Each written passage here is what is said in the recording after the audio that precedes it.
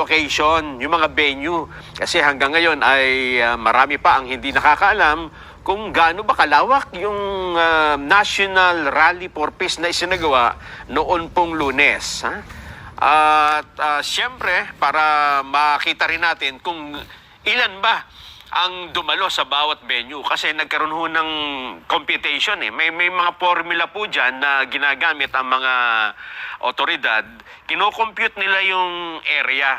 Tapos sa bawat square meter ay nilalagyan na ng bilang. Ha? Merong 4 per square meter at habang lumalayo ay nababawasan yon. Pero kung makikita nyo sa video, kulang yung yung 4 na tao sa isang square meter eh.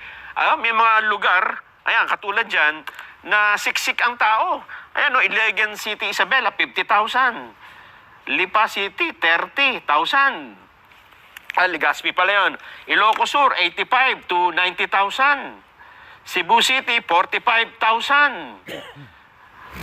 Bacolod City, 54,000. Iloilo City, 30,000. Mukhang higit pa dyan yan eh, ha? Ormoc City, 30,000 plus.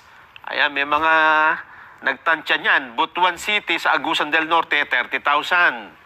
Sa Pagadian City, 40,000. Zamboanga del Sur.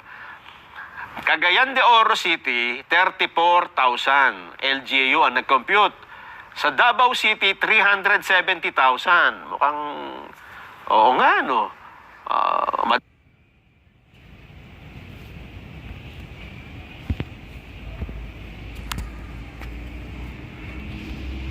Dami. At ito pong sa Quirino Grandstand, 1.8 million.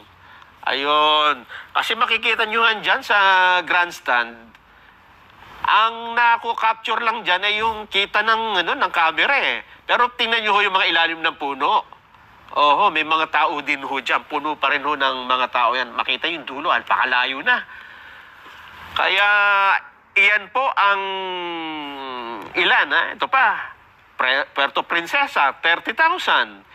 Isa sa Isabela, 50,000. Legazpi City, 30,000. O yan, so inulit lang po natin. So makikita po natin kung gaano ito karami. Kung kikwentahin natin, dapat pala nakwenta natin yung kabuuan, yung estimated na dumalo total sa iba't ibang location. Ayan. So kung yan 1.8, merong 30,000. Abot ng mahigit 2 milyon pa yan. Halos, nga So yan po ang mga venue ng National Rally for Peace. Bagamat marami po, may mga nakikita tayong maiingay. Maingay lang eh. Kasi kung minsan, akala mo marami, pero yung pala maingay lang.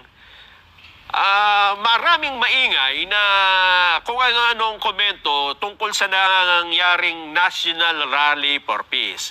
Pero unahin po muna natin itong mga pahayag ng ilang senador. Si Senate President Chis Escudero. Ayan, pakinggan nga natin, naka-prepare na ba? Mayroong pahayag ang Senado, ha? Oo. So, unahin natin. Senate President Chis Escudero, ano kayang nasabi ng Senate President? Pakinggan nga po natin. Tapos pusong pagbati, ito po si Chis Escudero. Kaysa po ako ng kapatiran ng Iglesia ni Cristo at gayon din ng buong sambayanan sa panawagan na magkaroon ng tunay na pagkakaisa at kapayapaan sa ating bansa. Kapayapaan at pagkakaisa, dalawang mahalagang elemento upang makamit natin ang ating mga layunin, mithiin, pangarap at gusto sanang makita sa ating bansa at para sa ating mga kababayan. Layunin gumanda at umayos ang ating ekonomiya. Layunin mag-abot kaya ang pangunahing mga bilihin. Layunin mabigyan natin ng serbisyong medikal ang pinakanangailangan. Layunin na umunlad hindi lamang ang mga syudad at sentro, kundi bawat sulok ng ating bansa. Hindi natin ito lahat makakamit kung wala po tayong pagkakaisa, kung wala pong kapayapaang nananaig sa ating bansa.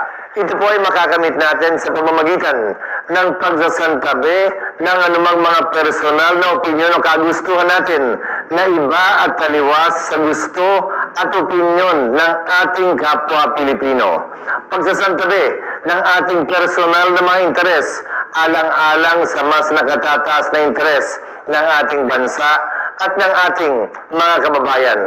Layunin ko po na umambag, tumulong at magsilbing tulayakan para makamit po natin ito.